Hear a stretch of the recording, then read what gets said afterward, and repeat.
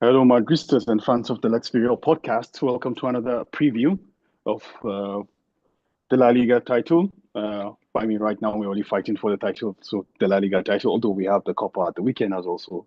Yeah, all our previews more or less from now after this weekend will just be La Liga previews. So yeah, the title race in the league, and we're at match 33, which means after this game, it's we are left with five more games before the season has been rounded up. And to talk about the game against Getafe on March 33, today I'm joined by Seed. And yes, man, how are you doing? How have you been since the last game that we talked when we previewed the game against Bilbao? I am good, and I am a little more optimistic, I would say, because to play Getafe, we already had like a trial run. We played Arsenal, who was so defensive. Oh I wow, don't think Getafe is very different more than us. wow. So I Arsenal was a mean, good test to Getafe.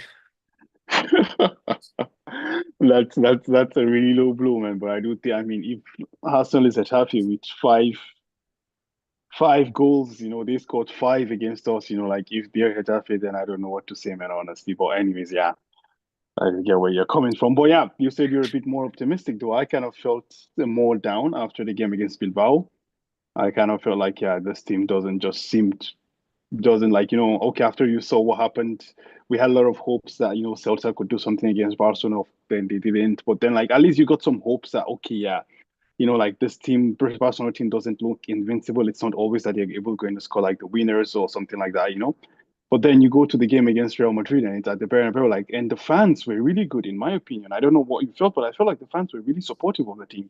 After what happened in the 5-2, bro, if I was at that stadium, I am booing the hell out of those players. But I felt the fans were really supportive and, they still served horse shit. They still served absolute garbage. I don't know what was your take on the last game though? I mean, I first of all, even I was very surprised how supportive the fans were. There was, say, some booze intended initially when the starting lineup was announced, but it was not dictated at, say, Carlo Ancelotti.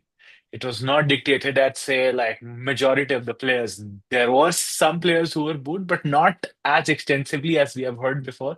And throughout the game, they cheered them like anything. And I felt we should have scored more. Jude had a lot of chances. Vinny, his goal was great, but that was disallowed.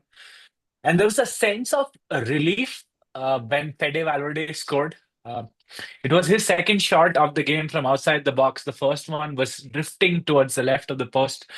But when he scored at the last moment, there was a sense of relief in the fans, sense of relief for the manager and his staff.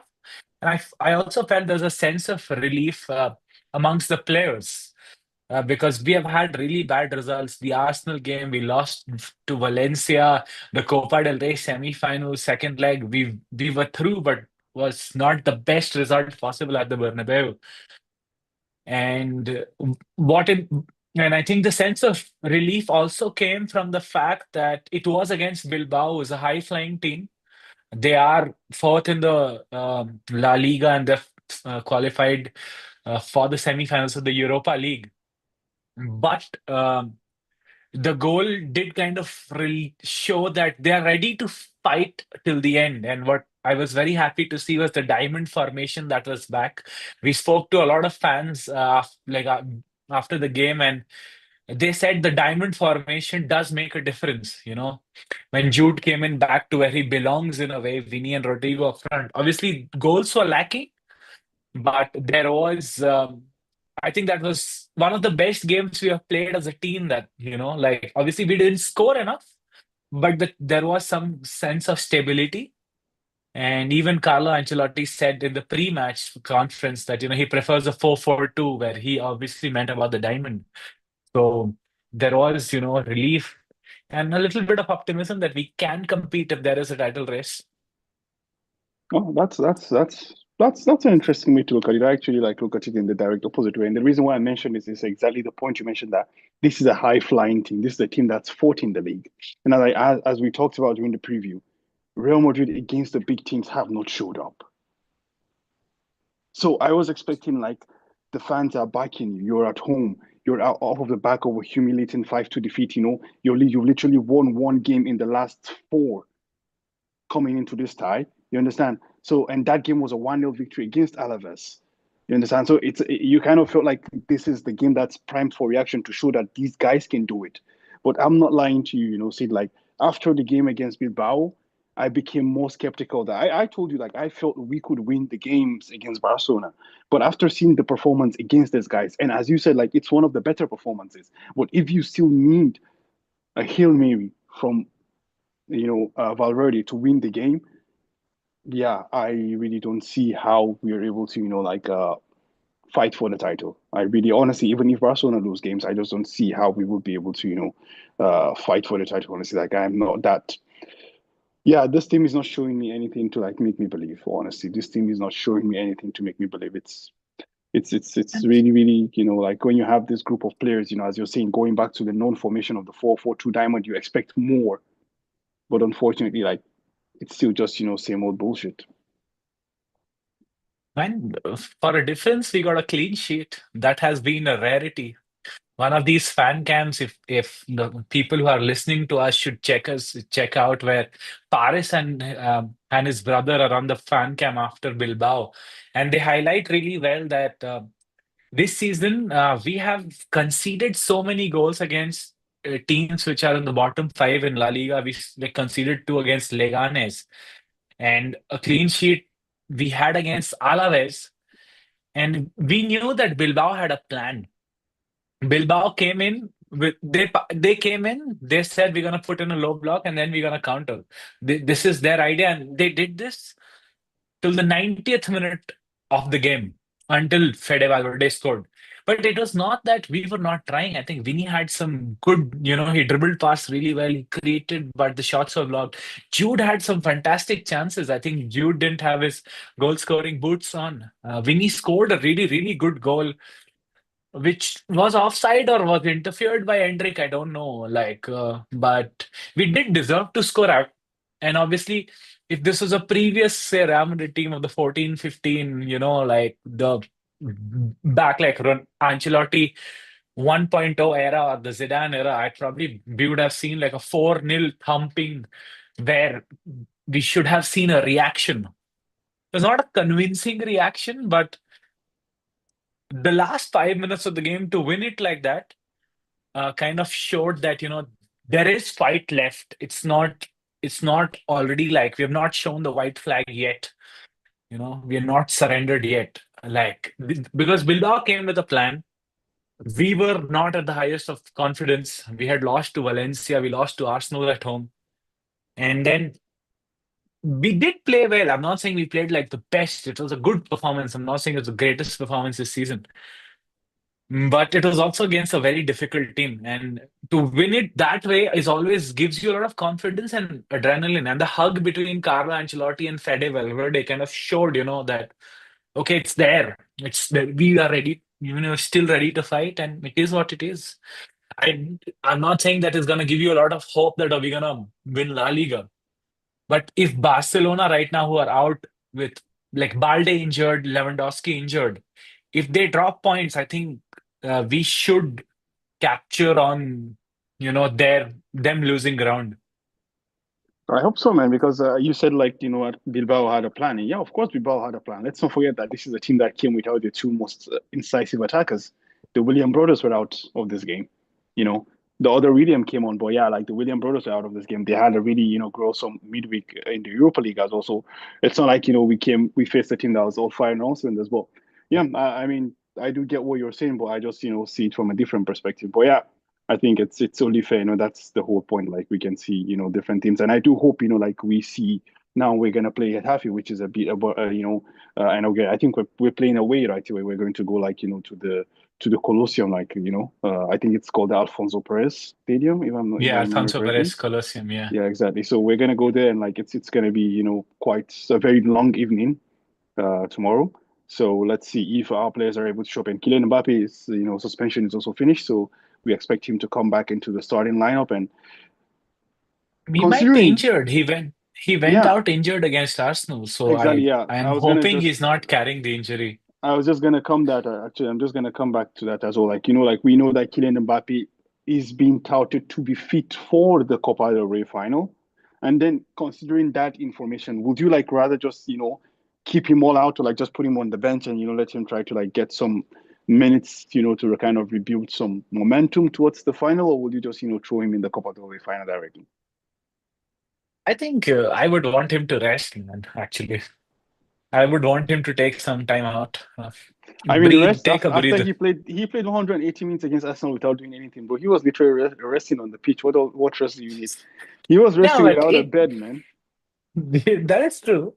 But with my preference, I feel why I'm saying this because obviously the diamond formation helps Vinny and Rodrigo better, and I feel Rodrigo is lacking on confidence, and I feel he should be getting a start because what I'm hearing and what I'm reading in the press that Real Madrid are looking to go back to the diamond formation and they want Vinny and Mbappe to start up front. And I feel Rodrigo is so low on confidence. I think he needs a start, and if he gets a good game against a very defensive side, I think he will be more confident in the Clasico. So that is my priority right now because usually Mbappe and Vini, you know what they'll do, but I've never seen Rodrigo this low in big games.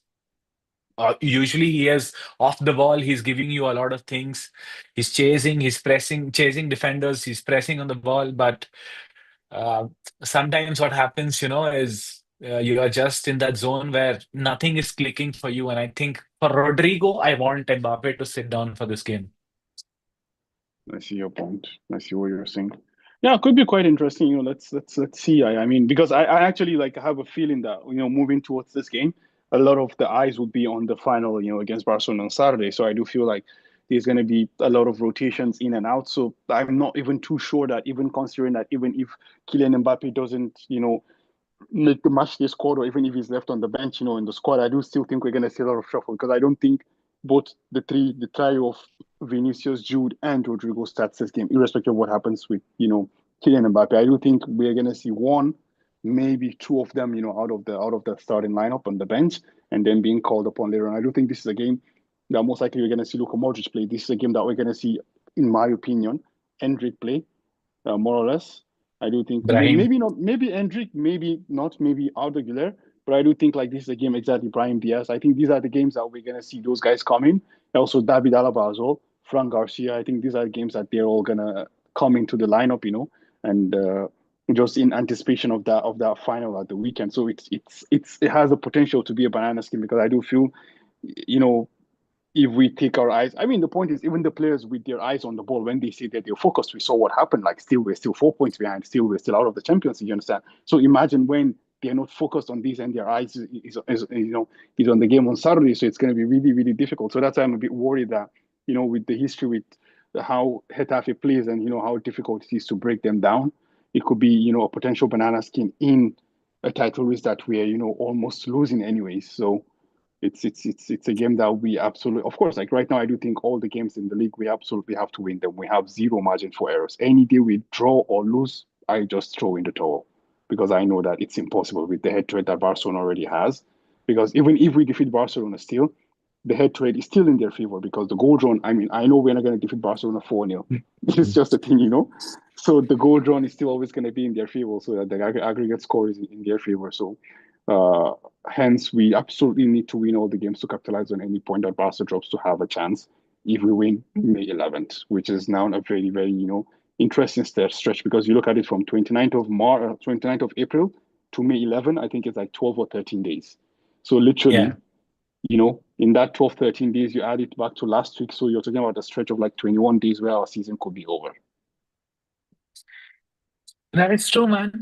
We are hopeful that Barcelona drop points because they have some difficult games also. I think they have a game against a high-flying Mallorca who is competing for a European spot. Yeah, true. And if we win the Clásico, Yeah. Barcelona traveled to San Mamés on the last day, and I think before that they play Villarreal at home. And these two teams are literally fighting for that last Champions League spot. So if they drop points here and there, I think they could go to the wire. But Yeah, like you said, the mental block this season we have had against Barcelona could come into play because we are already playing them in the Copa del Rey, and then say we win the Copa del Rey, then Barcelona would want a reaction in the league. exactly. So So I honestly do believe that if we're able to win out, so like now we're talking about 6 games, right? Like including the Getafe games, it's 6 games. If we win 6 games out seed, we're champions.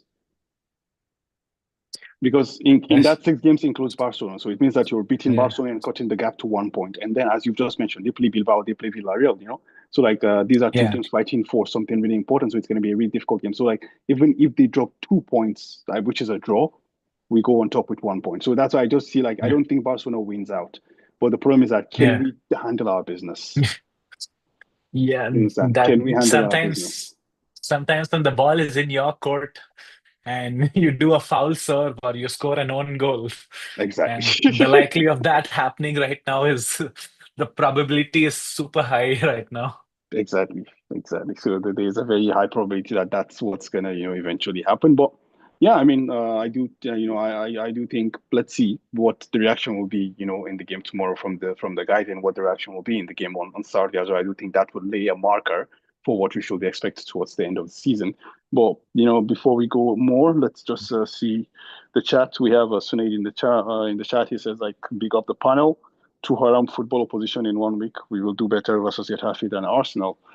Well, Arsenal did score 5, so I mean, haram football.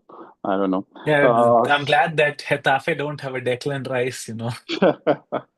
Like these days, I don't want to eat rice also. This is bad memories. you gotta get some pratas, bro. Just get some pratas and you can replace them with rice. Yeah, Sunil also talking about like I don't think we are no. I don't think we are nowhere good enough to win the league, and he was also saying that Seed's background is glitching. I guess it's the internet. And Luca is in Um, the chat as well. It says big up Luca. Thanks for asking. We're good as well. And Sinead was talking about despite the injuries, Barcelona are gonna win. That's in response to what you were saying.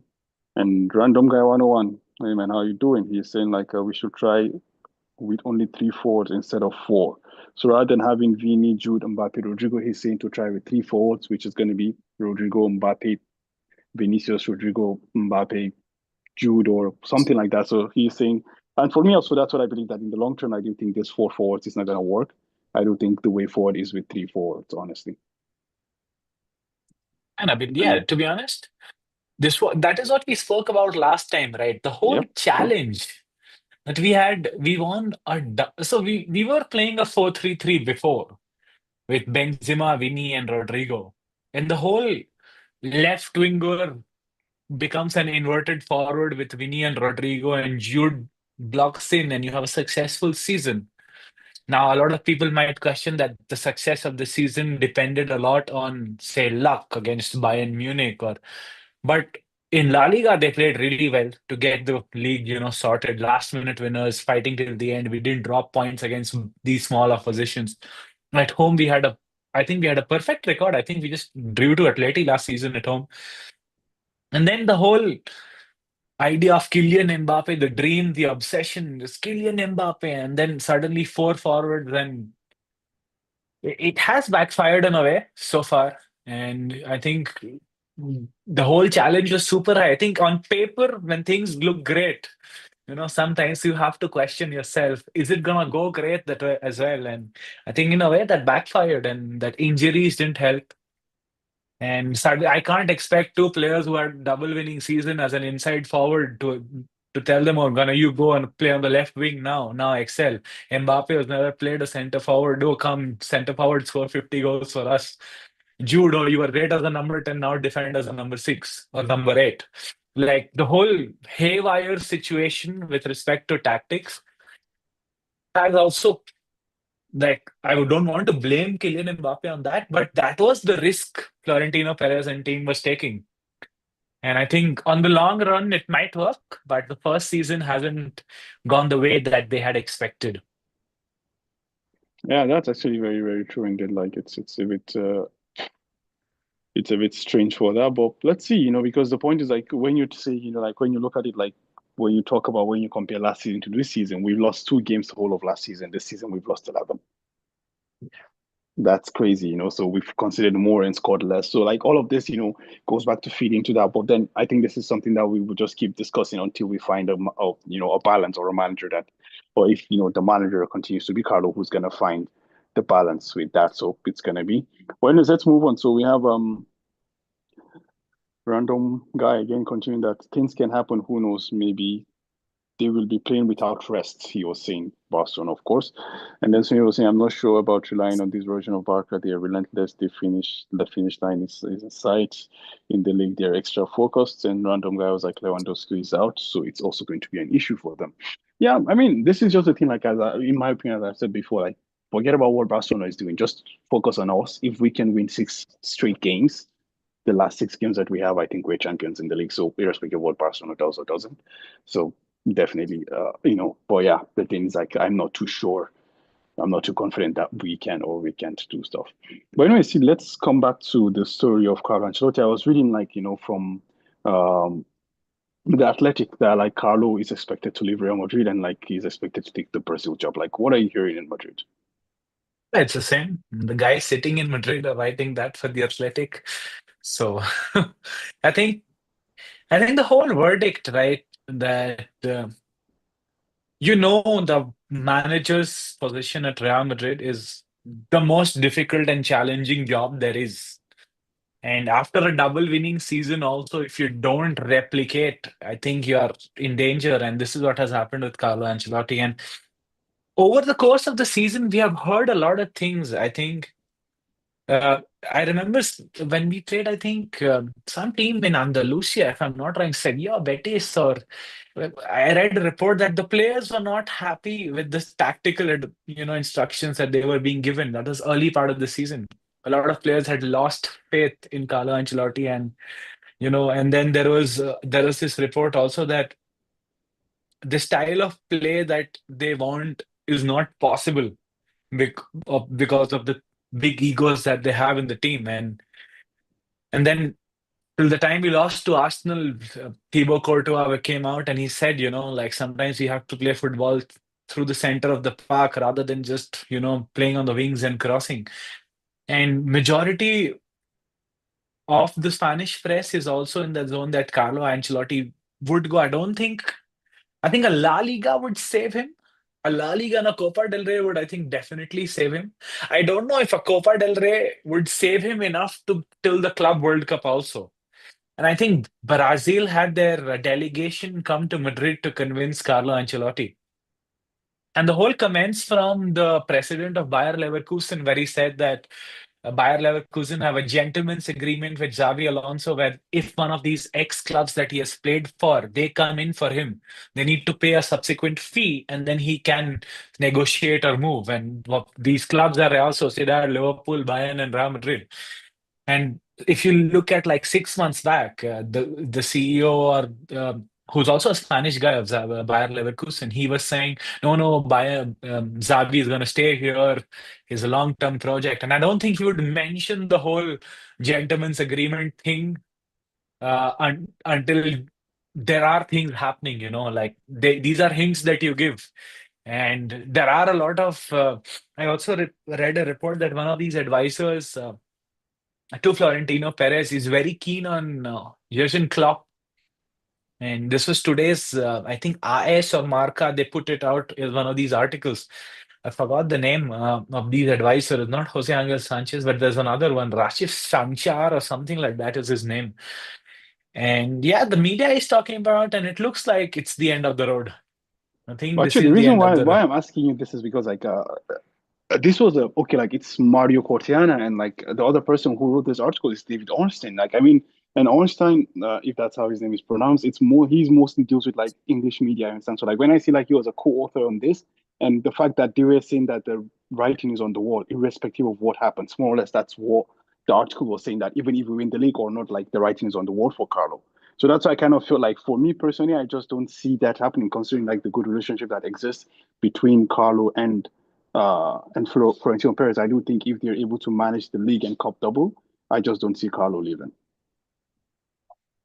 If they manage that, right. But I kind of feel the whole reports coming from the inside that the players are not happy. The players have lost faith. Might actually do a lot of difference. And I could be wrong. I could be wrong. Genuinely, I could be wrong. But you are the guy who's say Max against Ancelotti. Like if there is like in WWE, there is a theme, right? Let's go Cena. Cena sucks. That whole thing. So let's go Carlo. Carlo sucks is where we are at right now. And I think I think the last 3 years have been terrific. I think nobody expected that.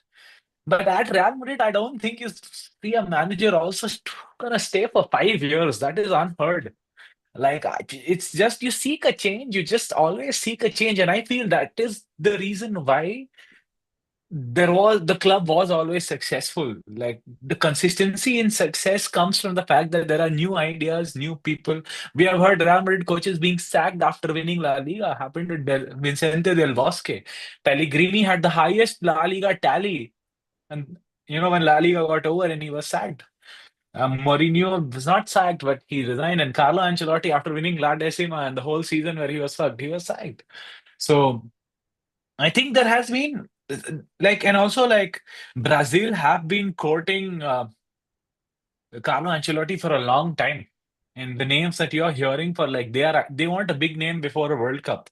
Because as a federation, I feel they have lost their identity of football. They haven't been successful after 2002. So it's like more than 2 decades now.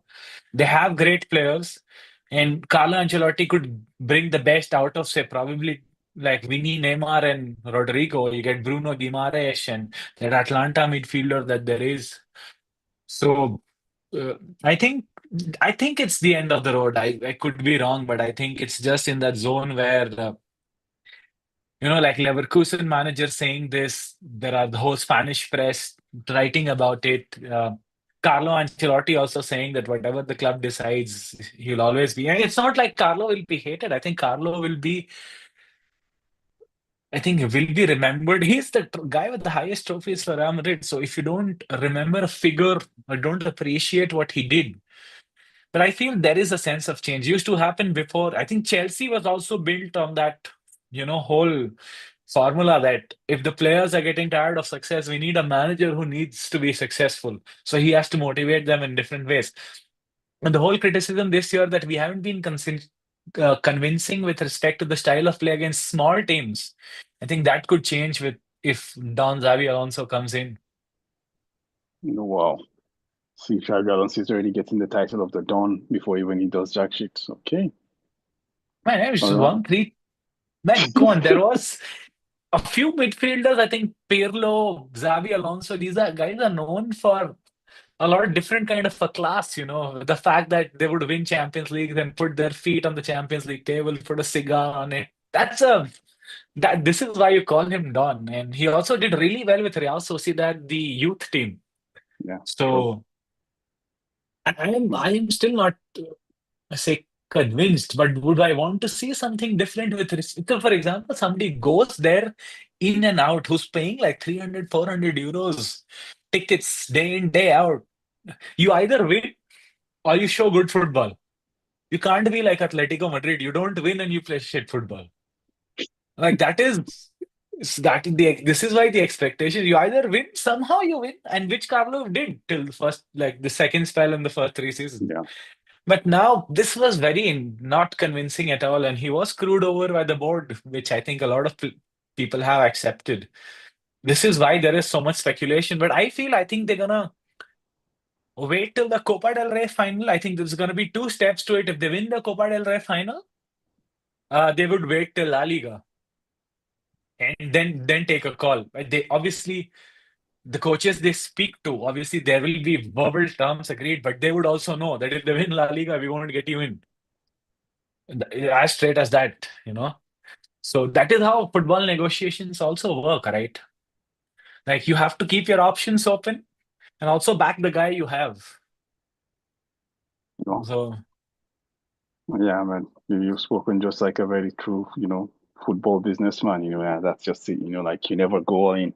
You're always, expecting something and also having something. But anyways, let's slowly move towards wrapping this up, and let's talk about Getafe, like, come into this game 12th in the league, if I'm not mistaken. They're 12th in the league, like they're like 9 point cushion from safety, but I think they're like 6 points or 5 points away from like a conference league, something like that. So like there's a bit of like, element of like possibility for them to get something from the league standings this year. So like, like that 4 or 5 point leads means that they also like are fighting to get to Europe, more or less, we can say. But then the point is like Real Madrid comes into this game not with the best of form, like with 2 wins and 3 losses in the last 5 games. So like that's not the best of forms, honestly. So considering all of this, like what would you expect to see the lineup against Getafe be? Also knowing that we play, the Clasico final on Saturday as well. Oh, so I know that Carlo Ancelotti, I think, has confirmed that Farlan, Mendy, and Mbappe will miss the fixture. I think in the press Oh, conference he said okay. that, and I All read right. it in one of the previews also. I would want Rodrigo to start, so I hope Rodrigo, Brahim, say Jude, Luka Modric, uh, Fede Valverde, Tchouaméni. Then I say Fran Garcia, Raul Asensio, Alaba, Lucas Vazquez. I think Rudiger should just get a rest. And then Thibaut Courtois. And also, like, if you say, like, this season has been so weird that Getafe has conceded less goals than Real Madrid in La Liga. So, it's gonna be a very defensive, like, as Bordalas, he says, SOS football, papa. Like, that's like a typical, saying that he has. There's a mural in Getafe which says, "This is SOS football, papa." And this is him, like he's saying, you have to play dirty. I'll give a low block. It's basically, I, I don't know. I don't know. Sometimes I don't want to use really negative words. It's like a B grades Diego Simeone, like a Temu version of Diego Simeone. Like, with the budget and what he has with respect to that, and I think they're also missing two players. When I think they are missing Alan Neom, who is Yeah. injured, and Ulche, he's suspended. And that striker who scored the most goals, Haramdari, he's back. He was injured. He was out injured. So I think he will be available. And I think I don't see like, it will be a difficult game. We have struggled to break low blocks this season. But I don't see like a lot of goals. I would be very happy with a 1-0 or a 2-1. I won't, you know, but yeah, that is my lineup. I want like Jude, Brahim, and Rodrigo up front. Yeah. Modric, as I mentioned, and Fede he always plays, man. And like Fede, you can't. And I think that's the thing, Kamavinga, Tchouaméni. Because Kamavinga played left back against Bilbao, right? Yeah. So that's also, maybe he gets a run on as a left back before he's No, I practicing actually I for was thinking Lamine. like Fran Garcia plays that, and I think like most likely Camavinga plays as a fullback because they wanna put him against like Yamal in the final. So I think Camavinga might get a rest, and like we might see Fran play this game. Yeah, man, it is gonna be we'll do fan cams though. People listening who followed our channels, I will be going to Getafe and we will be speaking to fans outside. But yeah, like, we are not very hopeful. I think you can Farouk's his face says it all.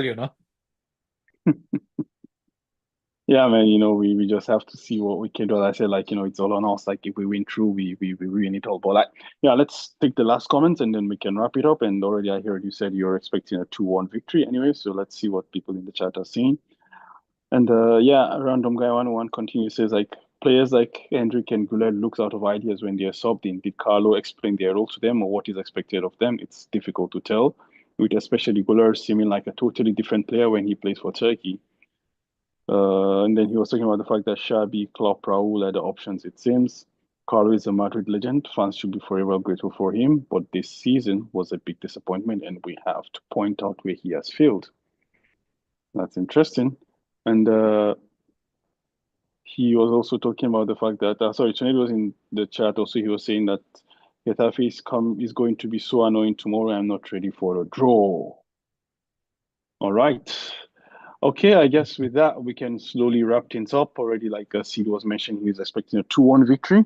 I'm gonna go also in similar fashion. I'm just gonna say like I'm expecting a 1-0 Real Madrid victory, something very scrappy, something not interesting to watch. But anyways, a victory is a victory at this point. You just have to keep grinding them out.